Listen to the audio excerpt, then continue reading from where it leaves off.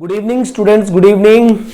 आज हम ज्योग्राफी का 10th क्लास का टॉपिक एग्रीकल्चर करने जा रहे हैं। बहुत ही इंटरेस्टिंग टॉपिक है, बहुत ही बढ़िया टॉपिक है एग्रीकल्चर में। तो देखिए जियोग्राफी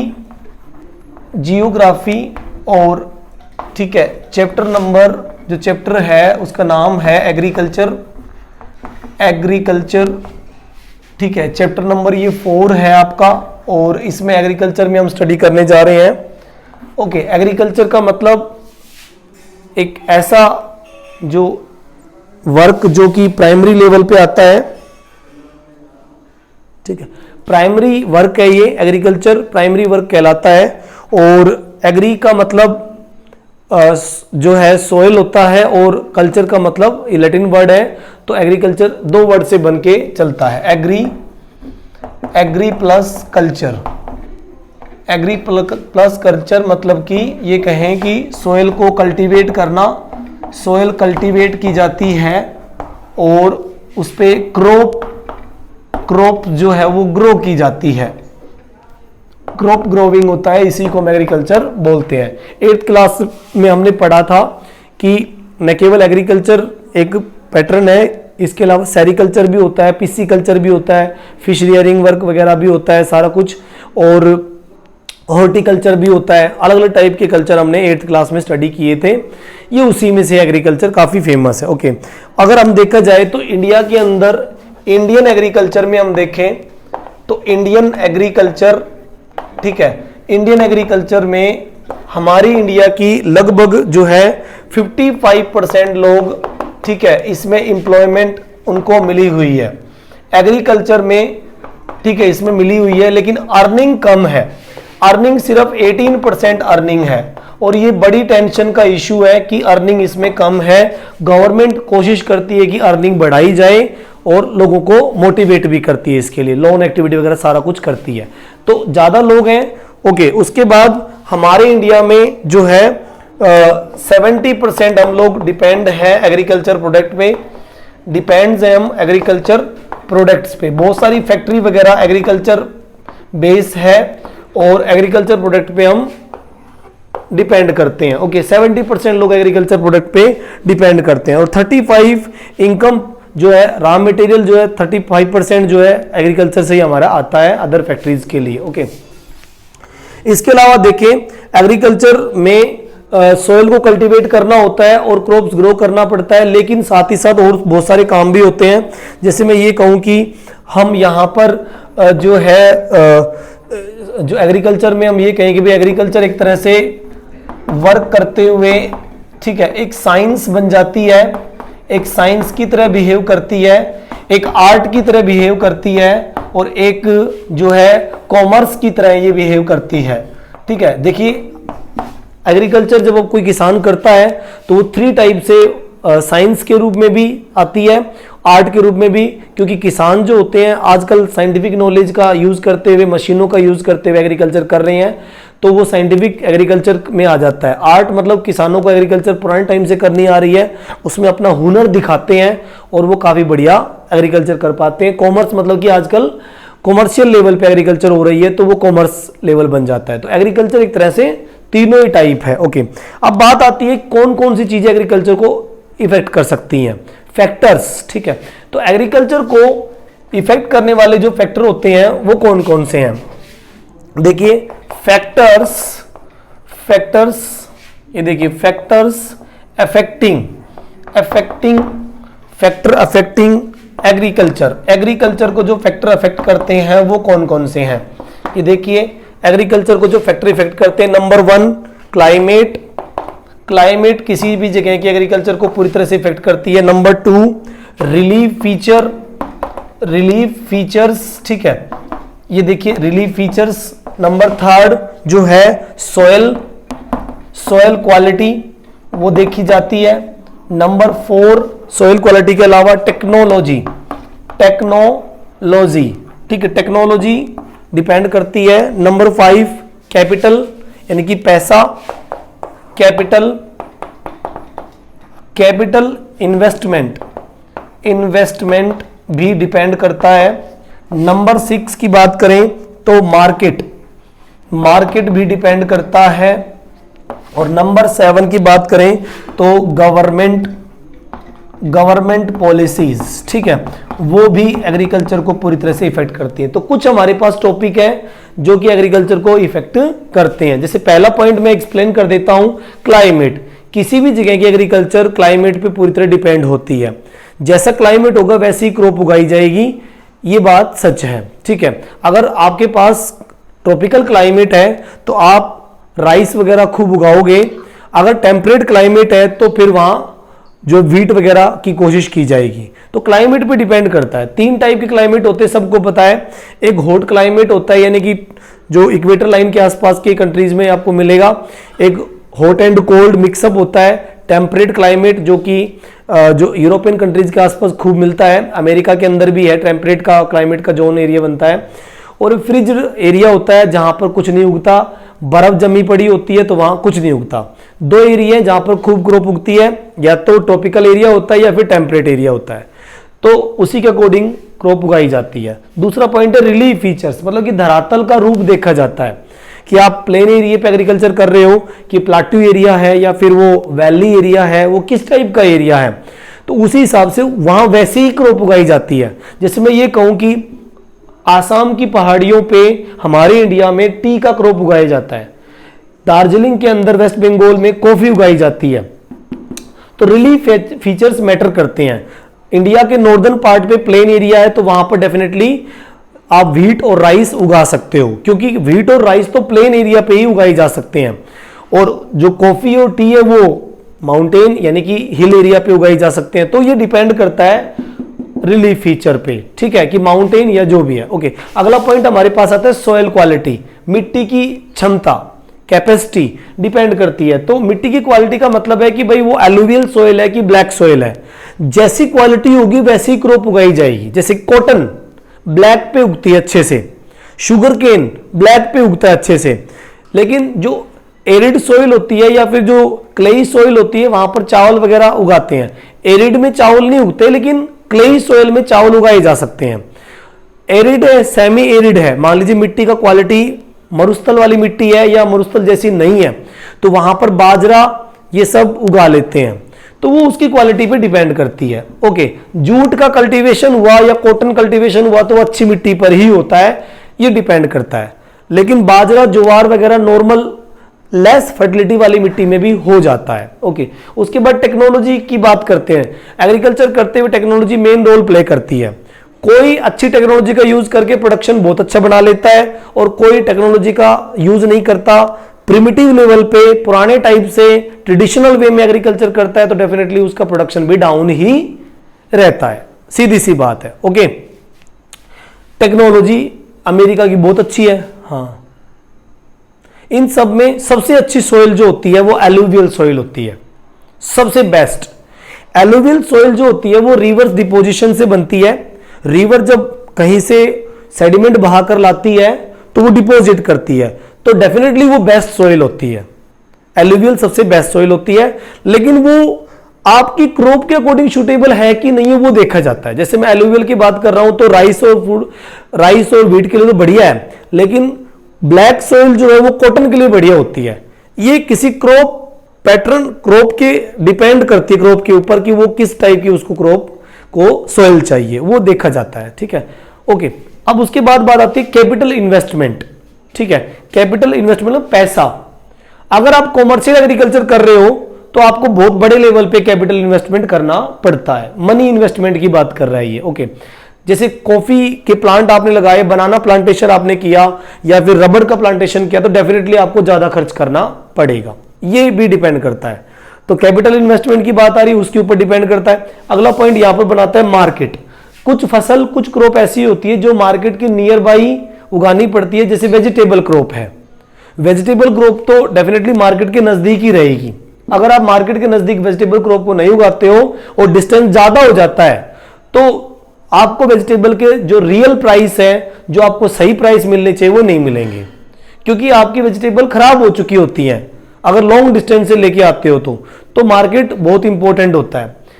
ठीक है, जो भी क्रॉप आप ग्रो कर रहे हो उसके लिए अच्छा मार्केट होना जरूरी है, डिमांडेबल होना चाहिए। डिमांडेबल कुछ ऐसा ना हो कि मार्केट में डिमांड ना हो और आप क्रॉप उगाए जा रहे हो, तो डेफिनेटली उसका कोई फायदा नहीं है। अगला पॉइंट है गवर्नमेंट पॉलिसी। गवर्नमेंट कई बार फार्मर्स को सपोर्ट करती है, फुल्ली सपोर्ट करती है।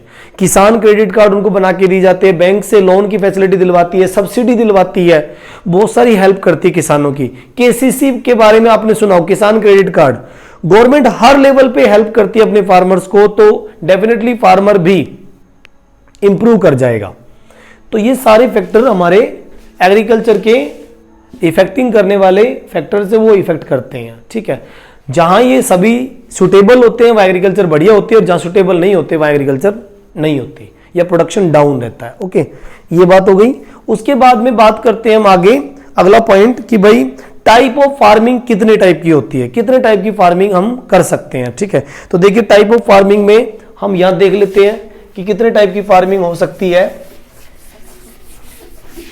टाइप ऑफ फार्मिंग में हम 3 टाइप समझ सकते हैं।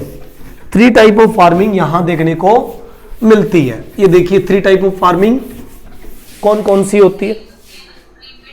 हाँ जी, हाँ जी, बिल्कुल, यस, बिल्कुल 3 टाइप की होती है। Type of farming, types of farming, ये देखिए टाइप ऑफ फार्मिंग में हम समझ सकते हैं कि कितने टाइप की हो सकती है। नंबर 1 जिसको हम कहते हैं primitive. Number 1 primitive farming, primitive farming या प्रीमिटिव सब्सिस्टेंस फार्मिंग। ये देखिए एक ये लेवल होता है प्रीमिटिव सब्सिस्टेंस फार्मिंग, एक तो ये होता है। दूसरा इसमें होता है, ठीक है, जिसको कह सकते हैं हम दूसरा level intensive subsistence farming, subsistence farming. ये देखिए एक ये दूसरे टाइप का ये मतलब हुआ इसका, ठीक है। थर्ड लेवल जो होता है वो कमर्शियल फार्मिंग होता है, कॉमर्शियल फार्मिंग। ये देखिए कॉमर्शियल फार्मिंग होता है। ये देखिए 3 लेवल बनते हैं। कॉमर्शियल फार्मिंग को व्यापारिक खेती कहते हैं, और जो है इसको हम कहें इंटेंसिव, इसको गहन खेती कहते हैं। गहन खेती मतलब ऐसे एरिया में की जाती है जहां पर पॉपुलेशन ज्यादा होती है और डिमांड भी ज्यादा होती है, लेकिन एग्रीकल्चर एरिया थोड़ा होता है। एग्रीकल्चर एरिया आपके पास थोड़ा सा है, स्मॉल प्लॉट ऑफ लैंड है, उसी स्मॉल प्लॉट ऑफ लैंड से काफी बड़े लेवल पे आप एग्रीकल्चर करने की कोशिश करते हो, प्रोडक्शन बढ़ाने की कोशिश करते हो, तो वो इंटेंसिव बन जाता है। लेकिन प्रिमिटिव जो है वो थोड़ी अलग है। प्रिमिटिव को हम 2 पार्ट में डिवाइड कर सकते हैं। प्रिमिटिव एग्रीकल्चर को। प्रिमिटिव क्या होती है? पारंपरिक खेती होती है। इसमें क्या करते हैं, जो ट्राइबल पीपल होते हैं वो क्या करते हैं, इसको करते हैं वो, जैसे कि मैं ये कहूँ ट्राइबल पीपल में स्लैश एंड बर्न वो करते हैं, पहले पेड़ों की कटिंग करते हैं और फिर उसको जलाते हैं। यस, ठीक है। इसको हम शिफ्टिंग कल्टीवेशन या फिर स्लैश एंड बर्न एग्रीकल्चर कहते हैं। स्लैश एंड बर्न एग्रीकल्चर हम बोलते हैं, ठीक है। ये देखिए स्लैश एंड बर्न एग्रीकल्चर बोलते हैं, और इसमें ट्राइबल पीपल पहले पेड़ों को कटिंग करते हैं ऊपर से, ठीक है। उसके बाद में ये सब किया जाता है। छोटी से स्मॉल प्लॉट ऑफ लैंड पे वो ऐसा कटिंग करेंगे। जंगल का कोई एरिया, फॉरेस्ट का एक small patch of land target किया जाता है, और उसके बाद में वहां पर क्या करते हैं, ये प्रिमिटिव टूल से उसकी कटिंग करते हैं। कटिंग करने के बाद फिर उनको जला देते हैं। जलाने के बाद जो एशिश वगैरह हो जाती है उससे ये लोग क्या करते हैं, उसको मिक्स करते हैं मिट्टी में। एक्चुअल में क्या होता है प्रिमिटिव में, पहले ट्राइबल्स सीड्स को स्कैटरिंग करते हैं, सीड्स स्कैटर्ड किए जाते हैं, मतलब कि पहले बीज बिखेर दिए जाते हैं सारे एरिया में। पहले पेड़ों को काटा, कटिंग कर दिया ऊपर से, उसके बाद उनकी जो ब्रांचेस नीचे गिर गई है वो सूखने देते हैं उनको, और सूखने देने के बाद में फिर बाद में उसकी जला देते हैं उसको। कटिंग करना स्लैश है, और फिर जलाना बर्न है, और फिर बारिश के टाइम का इंतजार करते हैं, रेनफॉल का इंतजार करते हैं, सीड स्कैटर्ड करते हैं, और फिर बाद में सिंपल हो जो उनके पास होते हैं, हो एंड डो, मतलब कि जो लकड़ी के हल होते हैं उससे फिर उसको खोदते हैं, और खोद के वो बीज मिक्स हो जाते हैं।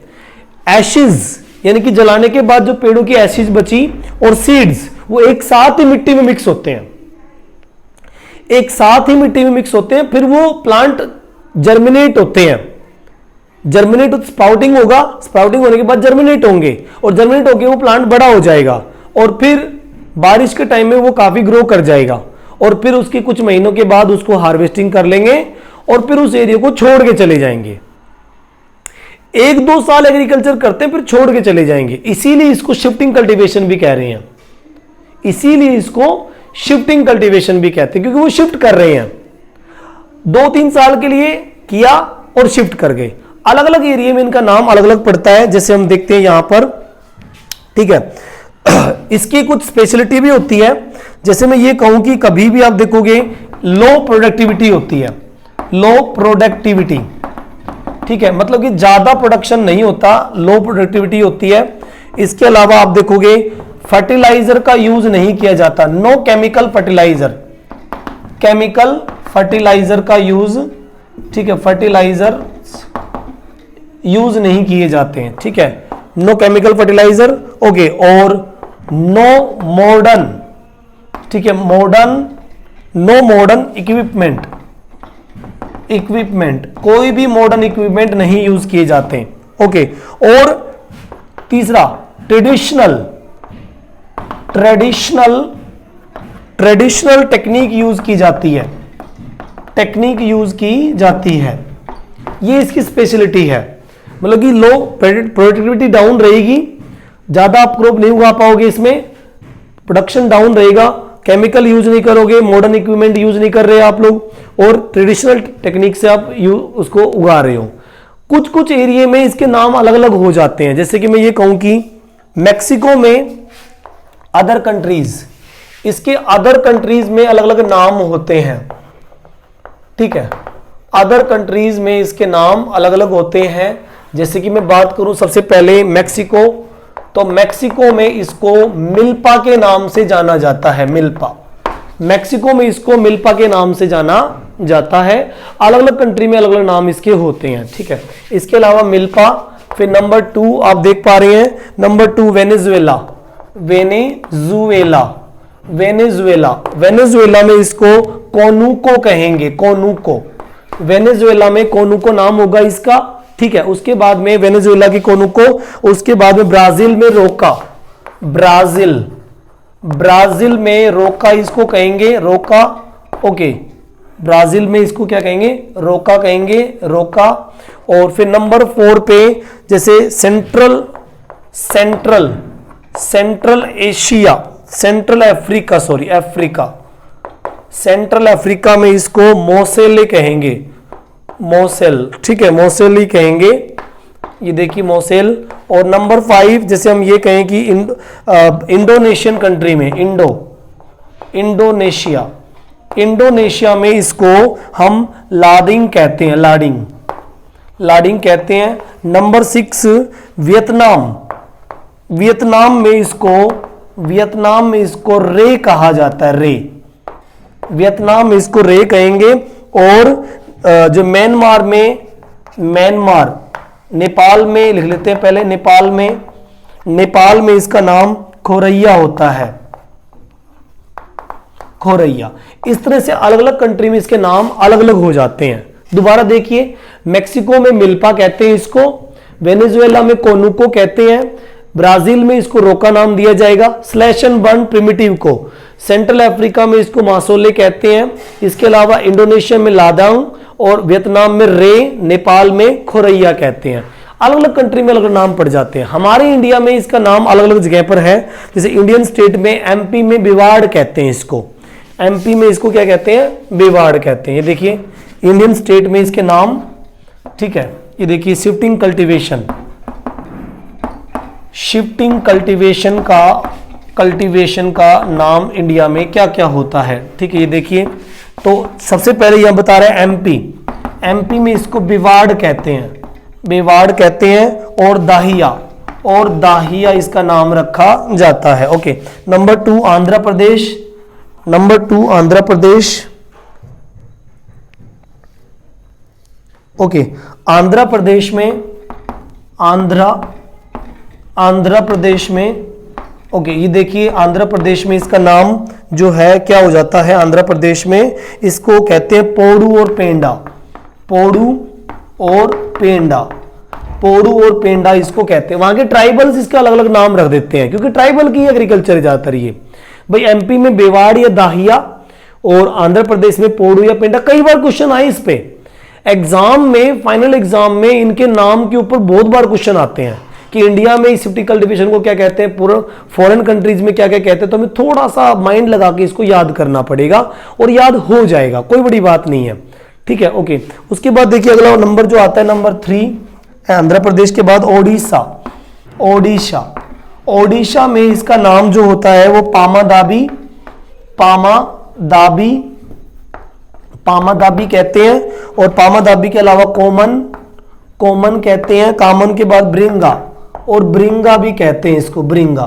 ये कई नाम यहां पर उड़ीसा में, क्योंकि उड़ीसा में ट्राइबल है भी ज्यादा, उड़ीसा में कई टाइप के ट्राइबल है तो नाम अलग अलग इसका पड़ जाता है। ओके, इसके अलावा राजस्थान में, राजस्थान में इसको वालरे कहते हैं, राजस्थान, ठीक है। ये देखिए राजस्थान में इसको क्या कहा जाता है, वालरे, वालरे कहा जाता है और वाल्ट्रे, और वाल्ट्रे इसको बोलते हैं। ये देखिए कई नाम पड़ते हैं। और नॉर्थ ईस्ट में, नॉर्थ ईस्ट, नॉर्थ ईस्ट में इसको जूमिंग कहते हैं, इसको क्या कहते हैं, जूमिंग,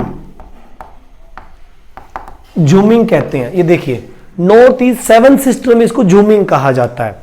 तो पूरे इंडिया में अलग अलग नाम है इसके, ठीक है, और पूरे वर्ल्ड में भी अलग अलग नाम है, ठीक है। तो ये है आपकी शिफ्टिंग कल्टीवेशन। कम प्रोडक्टिविटी है, नाम अलग अलग है, शिफ्ट कर रहे हैं इसलिए शिफ्टिंग कल्टीवेशन कह रहे हैं, कटिंग कर रहे हैं पेड़ों की स्लैश एंड बर्न कह रहे हैं।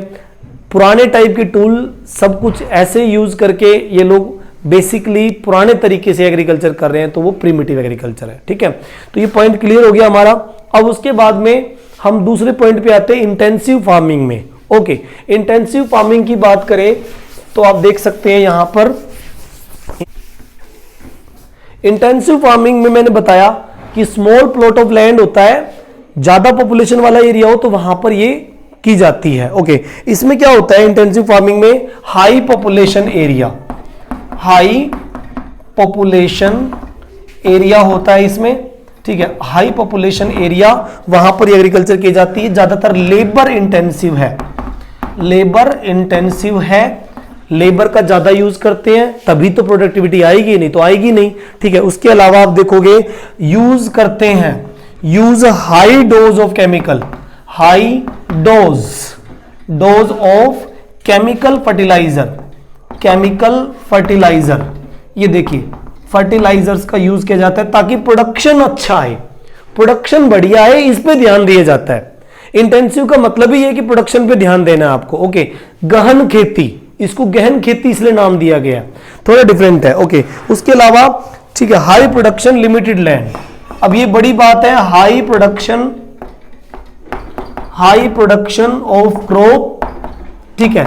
ओके, और limited on A limited land, limited land area, ठीक है। ये एक बड़ी बात है, आपके पास थोड़ी सी जमीन है तो आप उसी पे एग्रीकल्चर करोगे, ओके, और बड़े लेवल पे आप प्रोडक्शन करके दिखाओगे। ये इसके मेन पॉइंट्स हैं, ठीक है। अब हम कहें ये कैसे पॉसिबल हो सकता है, हो सकता है जैसे कि मान लीजिए कोई दिल्ली के आसपास कोई क्रॉप कर रहा है, दिल्ली एक बड़ा एरिया, डिमांड वाला एरिया है, और वो एग्रीकल्चर में वेजिटेबल की क्रॉप उगा रहा है, तो डेफिनेटली वो बहुत अच्छे लेवल पे इंटेंसिव यानी कि पूरी फैमिली लेबर पे या बाहर से लेबर लेकर वो इसको करा सकता है, अच्छी क्वालिटी के यूज करेगा, सारी चीजें फर्टिलाइजर वगैरह, तो प्रोडक्शन आ जाएगा, कोई बड़ी बात नहीं है, ठीक है। अब थर्ड लेवल आता है कॉमर्शियल फार्मिंग, व्यापारिक खेती है, ठीक है। तो व्यापारिक खेती में डेफिनेटली एक बात ध्यान दी जाती है कि प्रॉफिट का ही वर्क है, बिना प्रॉफिट के तो ये की ही नहीं जाएगी। मार्केट को माइंड में रखना होता है कि मार्केट में किस चीज की डिमांड है, वही क्रॉप उगाने की कोशिश की जाएगी। जैसे मान लीजिए मैं ये कहूं कि मार्केट में राइस की डिमांड ज्यादा, तो राइस ही उगाएंगे ये लोग, ठीक है। ऐसा नहीं है कि कुछ भी उगा लेंगे, ऐसा नहीं होता, ठीक है। ओके, तो देखिए ये क्या होती है, crop, crop on a large, crop on a large land area, large land area पे ये क्रॉप उगाई जाएगी बड़े लेवल पे, ओके। और ठीक है, इसमें बहुत अच्छे लेवल पे irrigation facility, irrigation facility, irrigation की फैसिलिटी बहुत बढ़िया रखी जाएगी, तभी जो एग्रीकल्चर हो पाएगा। ठीक है, irrigation facility best to best रखी जाएगी, तभी ये होगा। उसके बाद देखिए हाई टेक्निक यूज की जाएंगी, हाई टेक्निक्स यूज की जाएंगी। और ठीक है, और HYV सीड्स यूज किए जाएंगे। ठीक है, इसके अलावा केमिकल फर्टिलाइजर यूज किए जाएंगे। ठीक है, बड़े लेवल पे। उसके अलावा केमिकल फर्टिलाइजर के अलावा इंसेक्टिसाइड और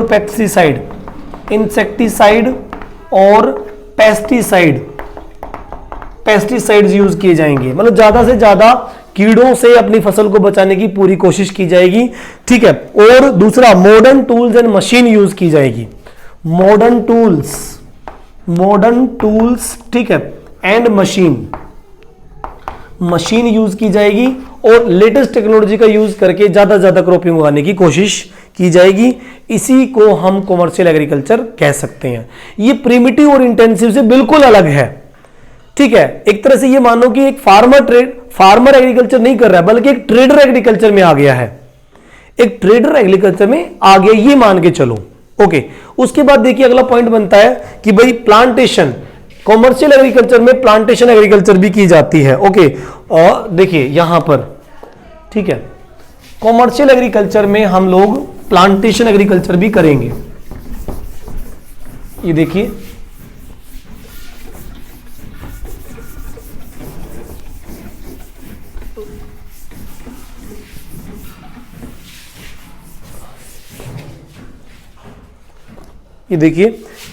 प्लांटेशन एग्रीकल्चर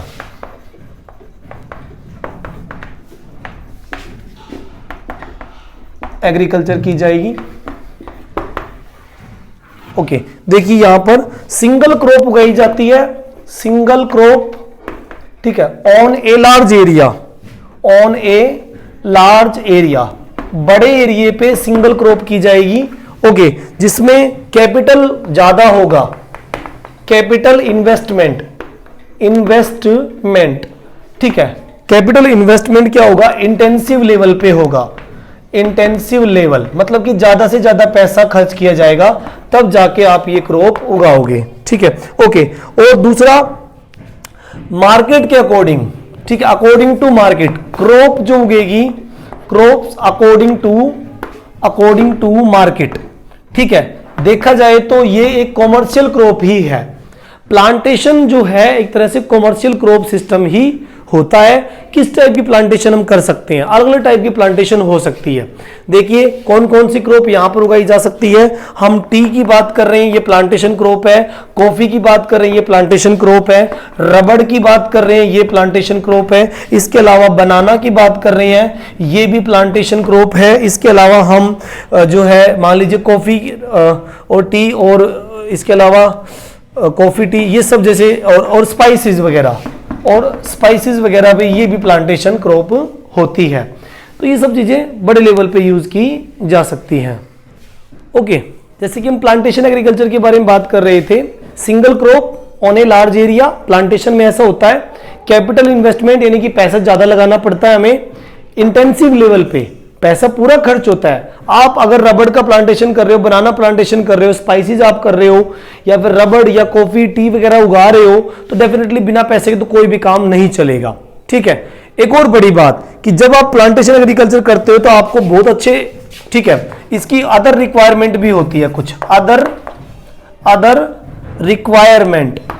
ठीक है, रिक्वायरमेंट, कुछ अदर रिक्वायरमेंट भी इसकी होती है। ये देखिए क्या क्या रिक्वायरमेंट होती है इसमें। रिक्वायरमेंट में सबसे पहले आते हैं good network of transport.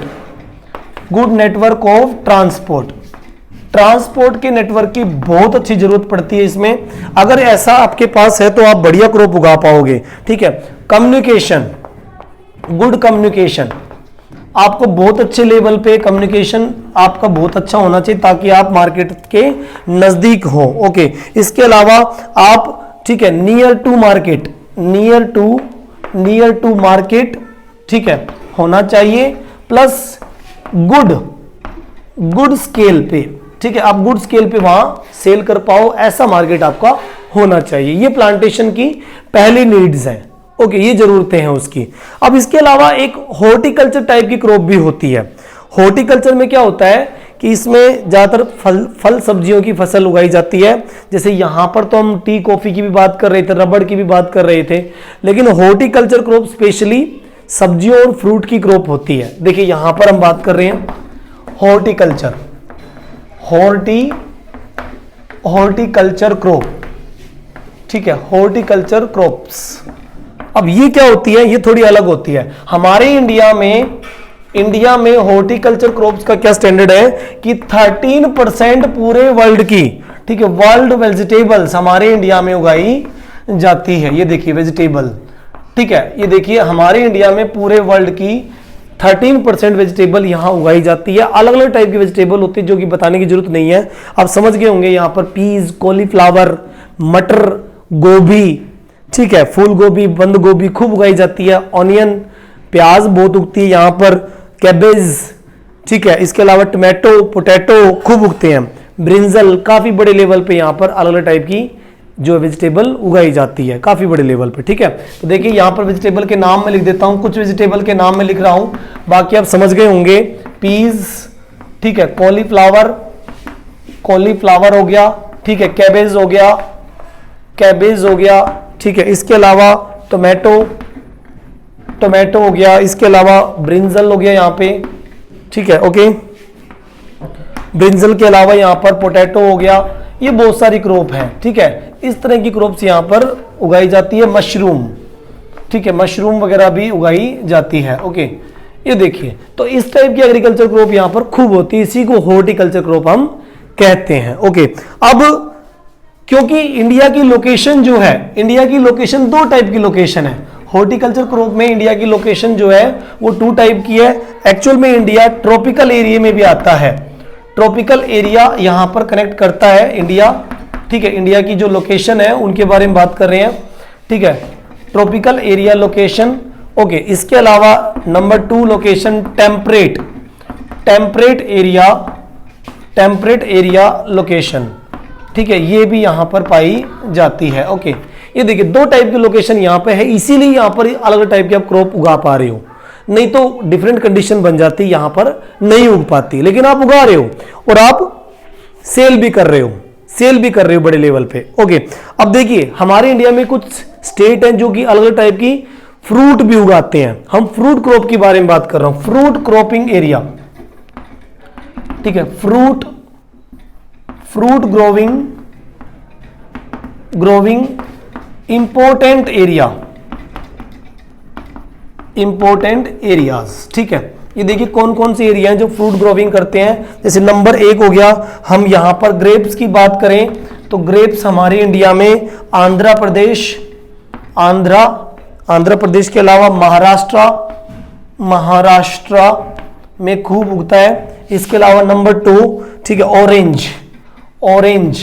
Orange के लिए काफी फेमस एरिया हमारा नागपुर और चेरापूंजी, ठीक है, चेरापूंजी, ये एरिया हमारा काफी फेमस है। चेरापूंजी मेघालय में, ये ध्यान रखना, चेरापूंजी यहाँ मेघालय की बात कर रहा है। ओके, ये देखिए, इसके अलावा ये सारा एरिया बड़ा फेमस है। उसके अलावा 3rd नंबर पे हम बात करें तो मैंगो क्रॉप के लिए जो अच्छा एरिया है वो महाराष्ट्र, ओके, महाराष्ट्र के अलावा आंध्र प्रदेश,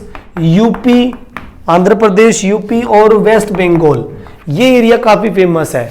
एपी मतलब आंध्र प्रदेश, यूपी और उसके बाद वेस्ट बंगाल में खूब बढ़िया ढंग से ये उगता है मैंगो। और इसके अलावा हम बात करें बनाना, तो उसके लिए भी नंबर 4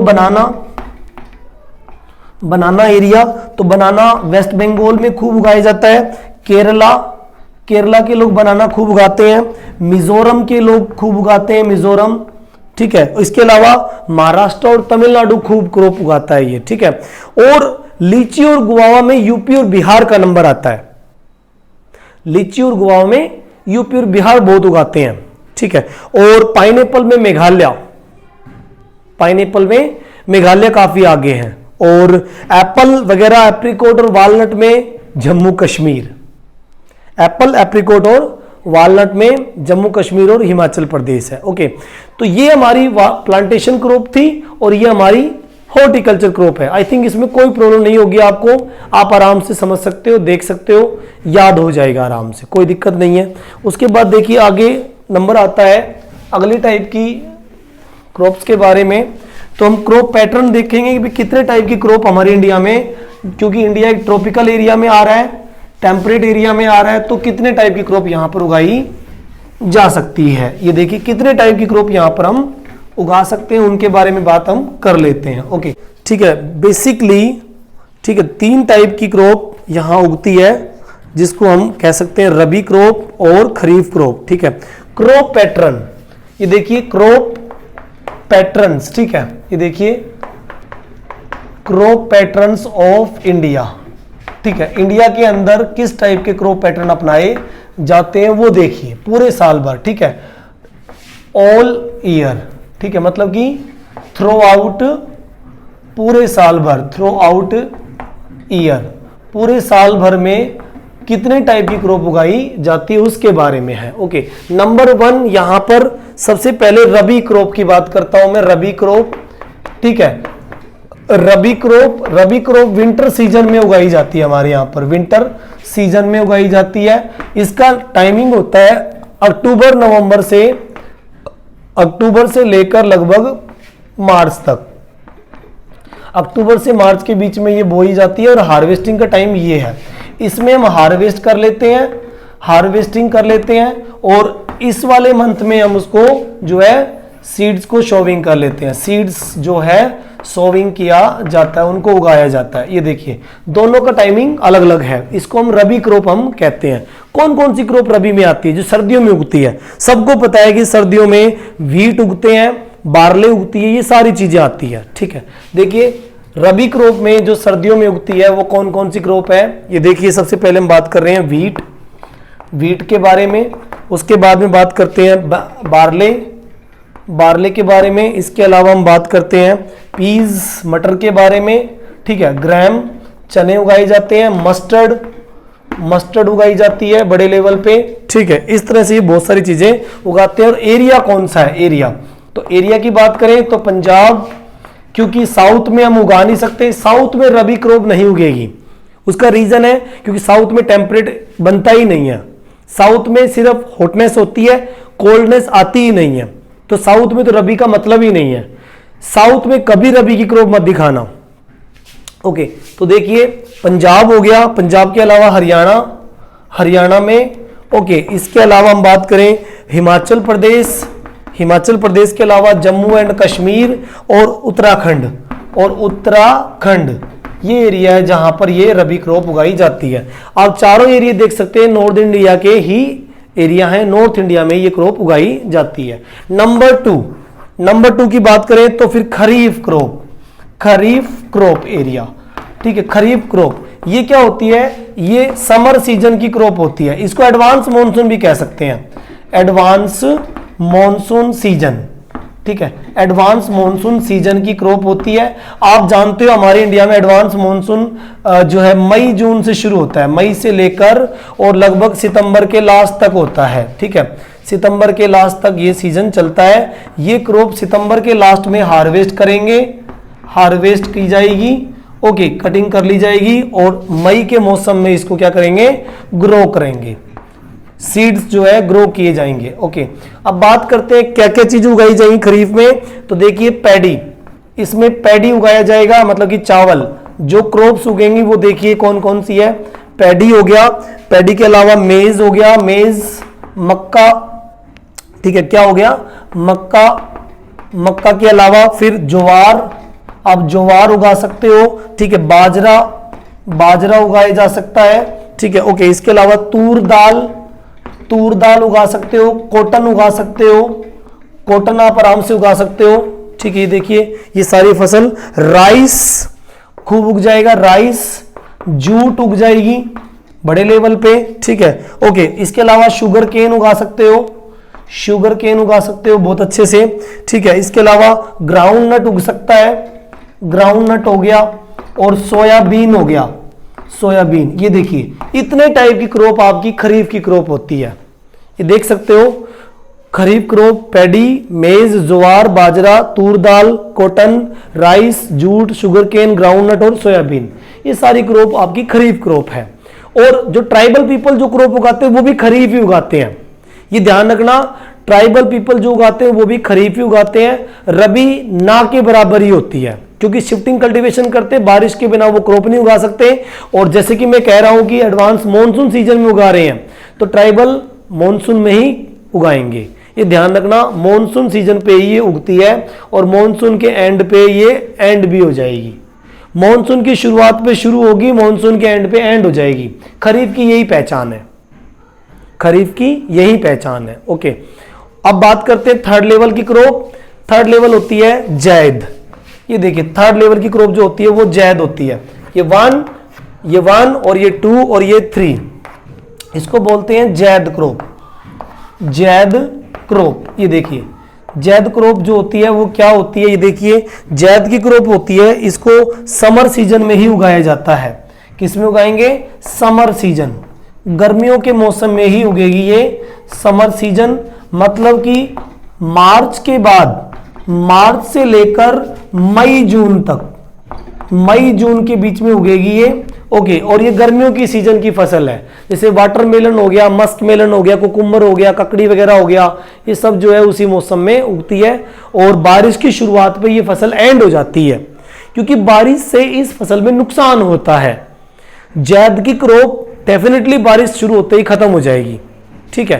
प्रॉब्लम होती है, जैसे मैं ये वाटरमेलन की बात कर रहा हूँ, मस्क मेलन की बात कर रहा हूँ, तो प्रॉब्लम शुरू हो जाती है, इसलिए ये एंड भी हो जाती है। ओके, कौन कौन सी क्रॉप है देखिए, ये है वाटरमेलन, वाटरमेलन। ओके, इसके अलावा मस्क मेलन, मस्क मेलन हो गया। मस्क मेलन के अलावा कुकुम्बर हो गया, कुकुम्बर, कुकुम्बर के अलावा वेजिटेबल, वेजिटेबल, ये सब उगाई जाती है। ये सारी की सारी जैद की क्रॉप है। तो आई थिंक आपको कोई प्रॉब्लम नहीं होगी क्रॉप पैटर्न समझने में। रबी, खरीफ और जैद, पूरे इंडिया भर में तीनों क्रॉप नहीं उगाई जाती। कंडीशन कहीं कहीं बनती है तीनों क्रॉप उगाने की, क्योंकि इंडिया आज भी मॉनसून पे डिपेंड है। इंडिया की एग्रीकल्चर पूरी तरह से मॉनसून पे डिपेंड है। इरिगेशन वगैरह किया गया है, कैनाल वगैरह बनाई गई है, लेकिन फिर भी सफिशिएंट नहीं है। आज भी हम 55% या 50% मॉनसून पे ही डिपेंड है। ओके, इसीलिए इन तीनों क्रॉप पैटर्न का हम समझ सकते हैं। ओके, अब तीनों क्रॉप पैटर्न समझने के बाद बात आती है कि हमारे इंडिया में कौन कौन सी क्रॉप कैसे कैसे उगाई जाती है, उसके बारे में थोड़ा सा हम समझ लेते हैं। और लास्ट में फिर टेक्नोलॉजिकल और इंस्टीट्यूशनल रिफॉर्म हम देखेंगे, ठीक है।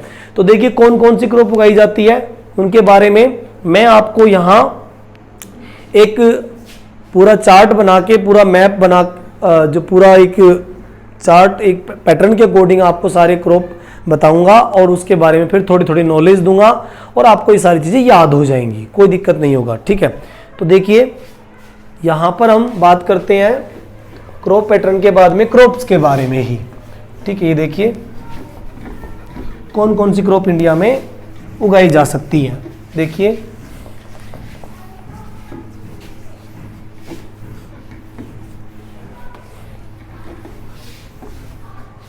जैसे कि मैंने आपको पहले भी एक बार एक वीडियो में बताया था कि इंडिया की जो फसल है जितने भी है वो इंडिया के रेनफॉल पैटर्न को फॉलो करती हैं। जहां पर रेनफॉल अच्छी होगी वहां पर वैसी ही क्रॉप उगेगी।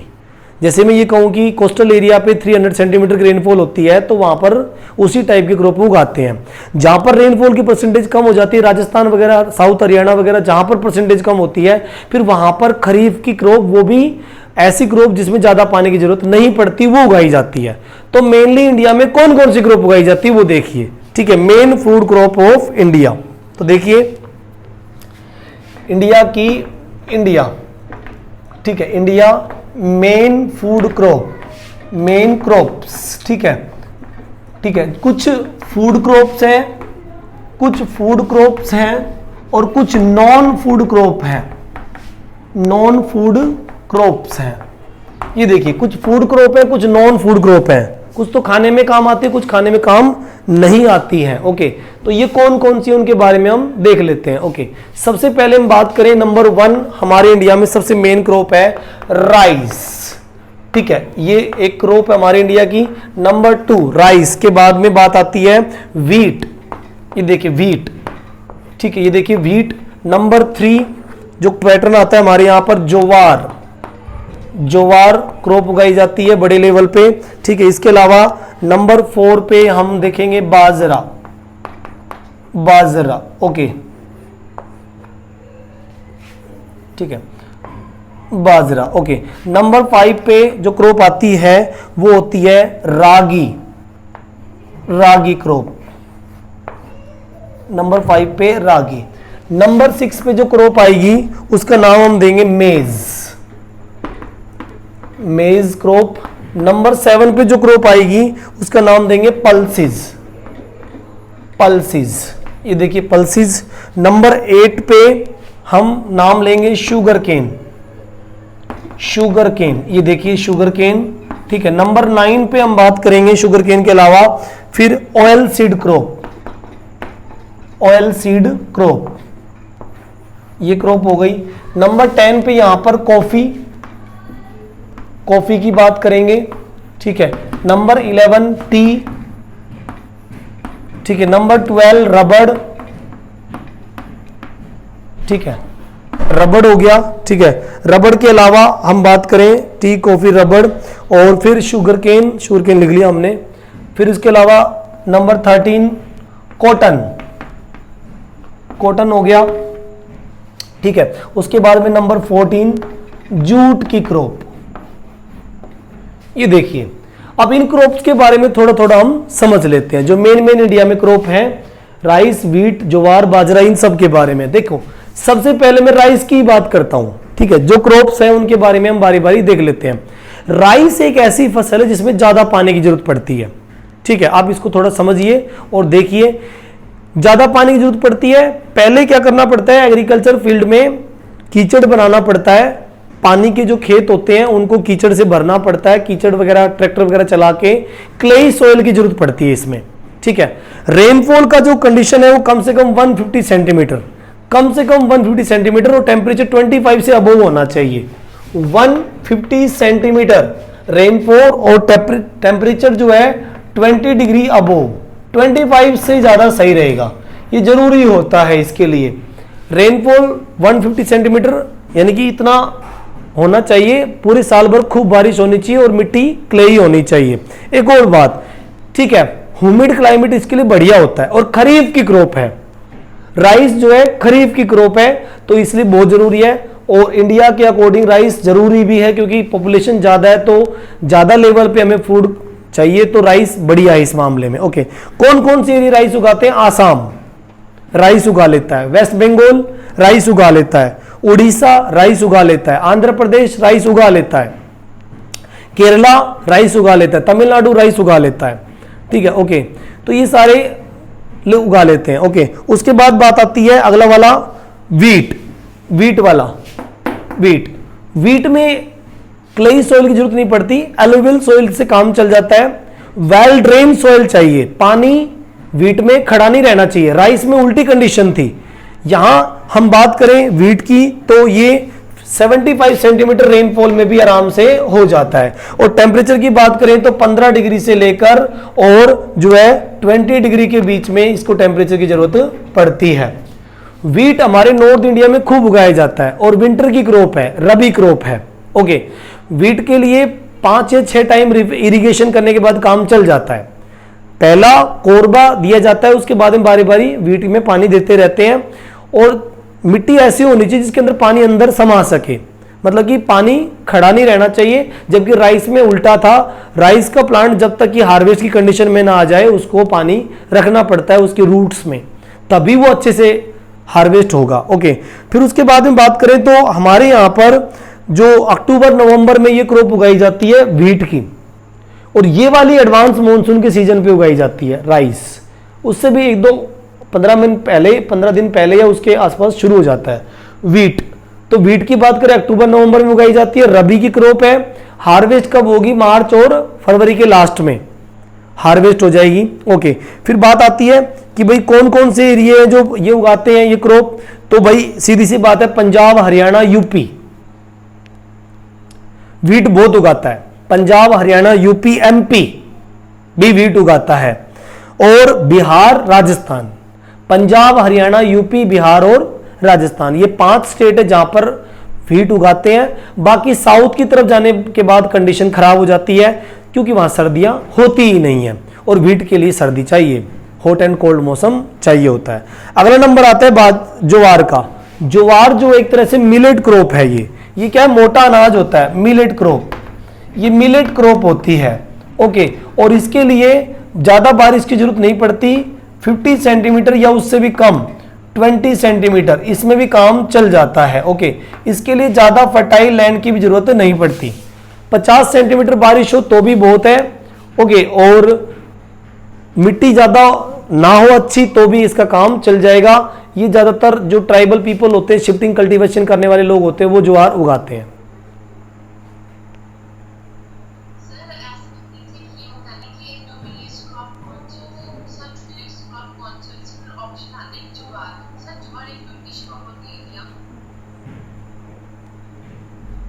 एक बार फिर बोलो।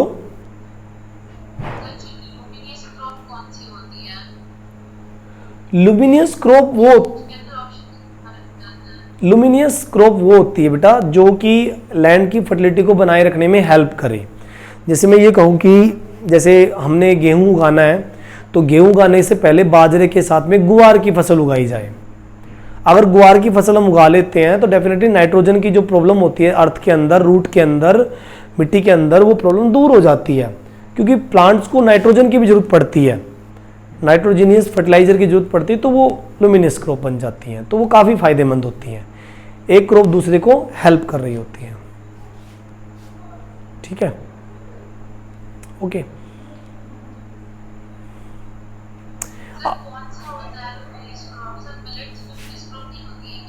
मिलेट क्रॉप ही होती है, मिलेट क्रॉप ही होती है। जैसे कि मिलेट क्रॉप में जैसे मैं ये कहूँ कि गुवार वगैरह फलीदार, जिन प्लांट के अंदर फलियां आती है वो ऐसा होता है, जैसे पीज हो गया, मटर हो गया, इसके अलावा गुवार की फसल हो गई, ये सब है वो उगा लेते हैं। जैसे दाल वगैरह होती है, दाल, तूर दाल, अरहर दाल वगैरह होती है, ये सब उगा लेते हैं। मूंग दाल हो गई, मूंग दाल नहीं होती, मूंग दाल वगैरह, वो भी सब उगा लेते हैं। ठीक है, तो बात करते हैं बाजरा। बाजरा ज्वार की सेम कंडीशन है, बाजरा भी एक तरह से मिलेट क्रॉप है। ठीक है, मिलेट क्रॉप है, ये भी मोटा अनाज। मिलेट क्रॉप का मतलब बार बार मोटा अनाज ही होता है, और इसमें भी उतनी कंडीशन की जरूरत होती है, ज्यादा बारिश की जरूरत नहीं है, 50 से 20 सेंटीमीटर रेनफॉल हो जाए बहुत है। ठीक है, हमारे इंडिया में बाजरा जो है लगभग राजस्थान, यूपी और महाराष्ट्र, गुजरात, राजस्थान, यूपी, महाराष्ट्र, गुजरात, इन सब में और हरियाणा में भी बाजरा उगाया जाता है। और ज्यादातर ये जानवरों के लिए उगाया जाता है, लोग कम खाते हैं और अपने कैटल्स को खिलाते हैं, कैटल्स को खिलाने के लिए उगाया जाता है। ठीक है, ज्यादा उग जाए तो आप अफ्रीका भेज सकते हो, अफ्रीका के लोग खरीद लेंगे आपको बाजरा। ठीक है, अफ्रीका के लोग परचेजर हैं, बड़े परचेजर हैं हमारे लिए। ठीक है, तो वो खरीद लेंगे। ओके, दूसरी बात आती है उसके बाद में रागी। रागी क्या होती है, ये जो मतलब रागी की फसल, जैसे ये कहें कि देखा जाए तो एक कैटल क्रॉप ही है, ये कैटल्स को खिलाने के लिए उगाई जाती है। ठीक है, बाजरे जैसा ही होता है, बारीक दाना होता है बिल्कुल, तो वो कैटल्स के लिए उगाई जाती है। और ये भी काफी फेमस है, मिलेट क्रॉप है ये भी, आप देखते हो ये भी एक मिलेट क्रॉप है, मिलेट क्रॉप ये है। ओके, और काफी बड़े लेवल पे उगाई जाती है हमारे इंडिया में। रागी कर्नाटका बहुत उगाता है, कर्नाटका, तमिलनाडु रागी बहुत उगाता है। ओके, इसके अलावा हिमाचल और उत्तर प्रदेश भी काफी रागी उगा लेता है, क्योंकि कैटल क्रॉप है तो कैटल के खाने के लिए ही काम आती है। ओके, उसके बाद देखते हैं मेज। मेज की जो क्रॉप है ये फूड एंड फोडर दोनों ही है, ये जानवरों के लिए, हमारे लिए फूड और उनके लिए फोडर क्रॉप है। ठीक है, फूड एंड फोडर क्रॉप दोनों ही है।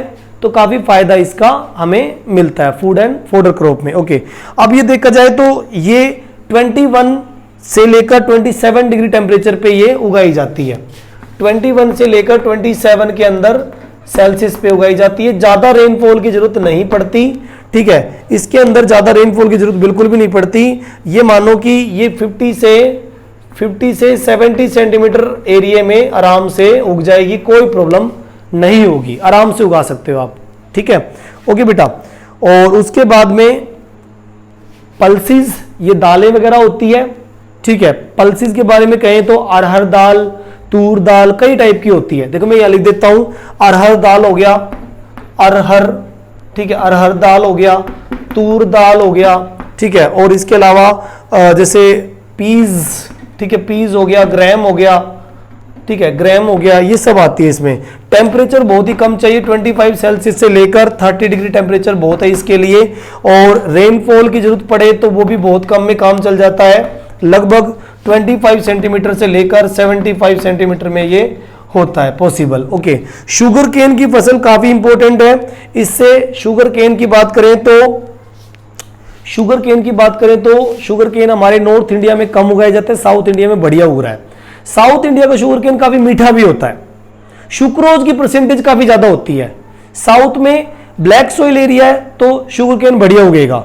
मतलब कि हम बात करें तो शुगर केन के लिए 70 से 100 सेंटीमीटर रेनफॉल चाहिए, 70 से लेकर 100 सेंटीमीटर रेनफॉल चाहिए। और जो है टेम्परेचर 21 से लेकर 27 डिग्री टेम्परेचर इसको चाहिए, इतना टेम्परेचर होना चाहिए। तो ये कंडीशन साउथ में बहुत बढ़िया है, ये वाली कंडीशन साउथ की बहुत बढ़िया कंडीशन है, इसलिए वहां पर शुगर केन काफी उगाया जाता है। शुगर केन से हम चीनी बनाते हैं, गुड़ बनाते हैं, खांडसारी वगैरह सब बनाते हैं।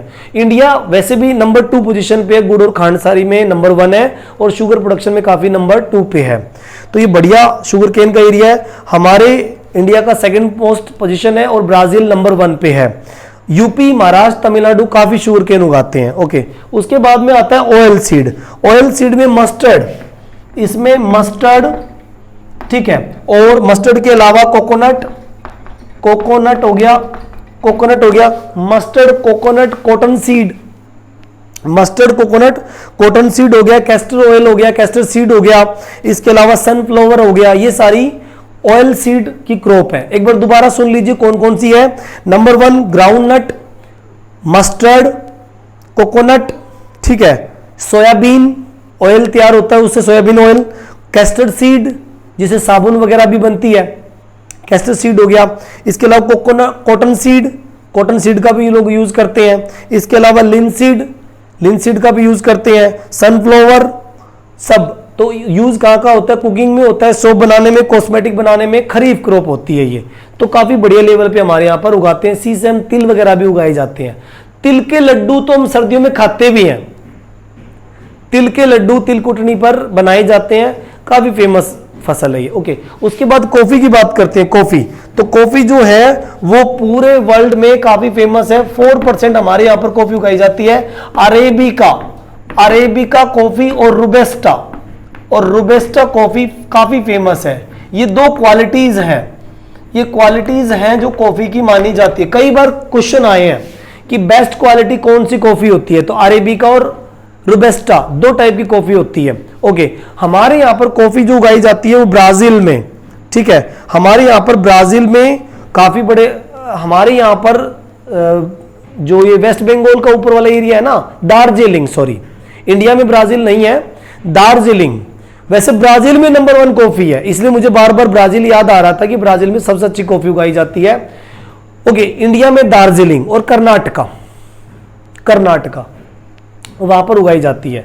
ओके, कॉफी के लिए खास कंडीशन है कि इसको बहुत केयर की जरूरत पड़ती है। जो माउंटेन एरिया होते हैं वहीं पर इसको उगाया जा सकता है बस केवल, और कहीं पर भी नहीं उगाया जा सकता, ठीक है। कॉफी और टी की कंडीशन सेम है। इसके शावर वाली रेनफॉल चाहिए होती है, शावरिंग रेनफॉल, यानी कि रेनफॉल की कंडीशन ज्यादा ही चाहिए होती है।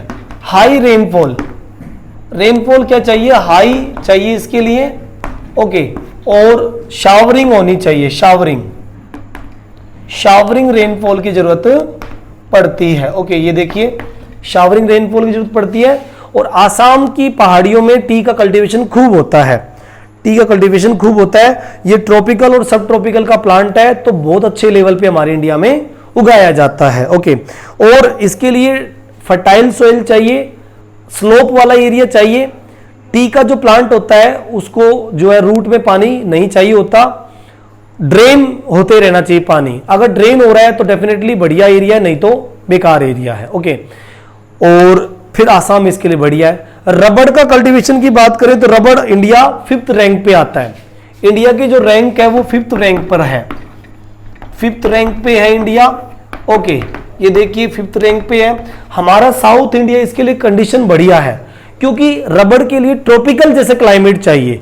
ट्रॉपिक ऑफ कैंसर लाइन और जो इक्वेटर लाइन है इसके लिए बेस्ट एरिया है। इसके बीच में जो रबड़ की क्रॉप उगाएगा वो बहुत बढ़िया कमाएगा। इंडोनेशिया कंट्री काफी फेमस है इसके लिए। हमारे इंडिया में, साउथ इंडिया में काफी, केरला में, तमिलनाडु में और कर्नाटका में, इस जगह पर काफी लेवल पे ये जो है रबड़ उगाया जाता है। और बात आती है कॉटन की, तो कॉटन की बात करें तो कॉटन काफी बढ़िया एरिया है। हमारे इंडिया में महाराष्ट्र, गुजरात, आंध्र प्रदेश, कर्नाटका में काफी बड़े लेवल पे कॉटन उगाई जाती है। कॉटन के लिए 210 डेज फ्रोस्ट फ्री एरिया चाहिए, फ्रोस्ट फ्री एरिया चाहिए। और कॉटन पे हमारा जो क्लॉथ मार्केट है वो डिपेंड करता है। इंडिया पुराने टाइम से ही कॉटन का एक बहुत बड़ा मार्केट रहा है रॉ मटेरियल के रूप में, तो इंडिया के अंदर काफी कॉटन उगाई जाती है। ब्रिटिशर्स जब आए तो उन्होंने भी कॉटन को काफी मोटिवेट किया था कि लोग कॉटन उगाएं तो इंग्लैंड को रॉ मटेरियल मिल पाएगा। ठीक है, कॉटन की क्रॉप हमारे महाराष्ट्र में खूब होती है, राजस्थान में खूब होती है, हरियाणा में भी कॉटन होती है, गुजरात में खूब होती है। इसके अलावा जहां जहां ब्लैक सॉइल होगी वहां पर इसको उगा सकते हो, लेकिन रेनफॉल ज्यादा कंडीशन में नहीं होनी चाहिए। ये कम रेनफॉल में उगने वाली क्रॉप है। इरिगेशन करते हो तो ज्यादा अच्छा है। ऊपर से क्लाउड स्काई नहीं होना चाहिए। कॉटन की क्रॉप में 210 दिन फ्रोस्ट फ्री होने चाहिए, मतलब कि 7 मंथ क्लियर स्काई, बहुत अच्छा आसमान होना चाहिए, तभी आपकी कॉटन क्रॉप बहुत बढ़िया उगेगी। इंडिया के अंदर कॉटन क्रॉप की एक प्रॉब्लम यह है कि यहाँ काफी लंबा धागा हम तैयार नहीं कर सकते, लो क्वालिटी की कॉटन उगाई जाती है। बाकी इधर जो इजिप्ट वगैरह है वो काफी बढ़िया क्वालिटी की कॉटन उगा लेते हैं, लेकिन हमारा वो लेवल नहीं है। इंग्लैंड के अंदर मानचेस्टर एक ऐसी जगह है, लीड्स और लंकनशायर, मानचेस्टर, लीड्स और लंकनशायर ऐसा एरिया है जहां पर बहुत बड़े लेवल पे कॉटन उगाई जाती है। हमारे इंडिया में अहमदाबाद को मानचेस्टर ऑफ इंडिया ही कहते हैं। अहमदाबाद को मानचेस्टर ऑफ इंडिया इसलिए कहते हैं क्योंकि अहमदाबाद सबसे ज्यादा कॉटन उगाता है, सबसे ज्यादा कॉटन उगाता है। ठीक है, ये ध्यान रखना। अब बात आती है जूट की, तो जूट को गोल्डन फाइबर कहते हैं, ये ध्यान रखना। ये गोल्डन फाइबर क्रॉप है, गोल्डन फाइबर क्रॉप है। ये देखिए हमारे इंडिया में जूट का कल्टीवेशन हुगली रिवर बेल्ट पे होता है। हुगली रिवर वेस्ट बंगाल के नजदीक है। 98 किलोमीटर की लंबी लॉन्ग बेल्ट है ये, और 3 किलोमीटर की विड्थ में है, 3 किलोमीटर की चौड़ाई में, और 98 किलोमीटर की लंबी belt, West Bengal belt, Hooghly river belt. तो इसीलिए यहां पर जूट का कल्टीवेशन काफी बड़े लेवल पे होता है। बहुत बढ़िया ढंग से जूट का कल्टीवेशन किया जाता है। और मैं ये कहूं कि जूट कल्टीवेशन में इंडिया बांग्लादेश के बाद नंबर 2 पे आता है, लेकिन कभी कभी नंबर 1 पे होते हैं हम लोग। बांग्लादेश जब से इंडिया से अलग हुआ 1947 में ईस्ट पाकिस्तान के रूप में, तब हम लोग नंबर 2 पे आए। लेकिन उससे पहले जब तक बांग्लादेश यानी कि ईस्ट पाकिस्तान हमारे पास था, तब तक हम नंबर 1 ही थे जूट कल्टीवेशन में। ये सुनहरा रेशा होता है, इससे गनी बैग वगैरह बनाए जाते हैं, रस्सियां वगैरह बनाई जाती है, और नेचुरल फाइबर है तो आसानी से गल भी जाता है, मिट्टी में आसानी से खत्म हो जाएगा, बायोडिग्रेडेबल है। कॉटन और जूट दोनों ही बायोडिग्रेडेबल है, काफी बढ़िया लेवल पे आप इसको उगा सकते हो। ठीक है, अब बात आती है कि हमारे इंडिया में किस तरह के जो है रिफॉर्मेशन हुए हैं, किस तरह के रिफॉर्मेशन क्रॉप में किए गए हैं, टेक्नोलॉजिकल और जो इंफॉर्मेटिव रिसोर्स जो यहाँ पर किए गए हैं, कुछ सुधार किए गए हैं, उनके बारे में हम क्या समझ सकते हैं, क्या कर सकते हैं। ओके, और वो हम नेक्स्ट पार्ट में करेंगे, क्योंकि उसमें थोड़ा सा डिटेल से पढ़ने का है। अगर हम उसको जल्दबाजी में फिनिश करेंगे तो कोई फायदा नहीं है। टेक्नोलॉजिकल रिफॉर्म्स हैं, उनको समझना बहुत जरूरी है। अगर हम नहीं समझेंगे तो डेफिनेटली वो हमारे लिए बेकार है, क्योंकि लॉन्ग क्वेश्चन बनते भी उसी में से हैं। इनमें से तो हो सकता है शॉर्ट शॉर्ट क्वेश्चन बने, भाई प्रिमिटिव क्या है, इंटेंसिव क्या है, कॉमर्शियल क्या है, इनके बारे में तो छोटे छोटे क्वेश्चन बनेंगे, लेकिन लॉन्ग जो क्वेश्चन बनेंगे वो इंस्टीट्यूशनल और टेक्नोलॉजिकल रिफॉर्म में बनेंगे। एक अगली वीडियो में हम अगले पार्ट में हम पढ़ेंगे कि भाई भूदान ग्रामदान क्या था, विनोबा भावे ने शुरू किया था भूदान ग्रामदान, वो भी हम अगले वीडियो में डिस्कशन करेंगे। बहुत बढ़िया चैप्टर है ये। आज मैंने स्पीड में आपको पढ़ाया है, आई थिंक आप लोगों ने देखा होगा काफी स्पीड में मैं चीजें कर गया हूं, फिर भी आपको समझ आया होगा। मुझे लगता नहीं इसमें कोई टफ पोर्शन था, बहुत आसान पोर्शन था, कुछ भी ऐसा इतना टफ पोर्शन नहीं था, समझने की बात थी और हमें समझ में आ गया। ठीक है, आज के लिए इतना ही। Thank you, bye.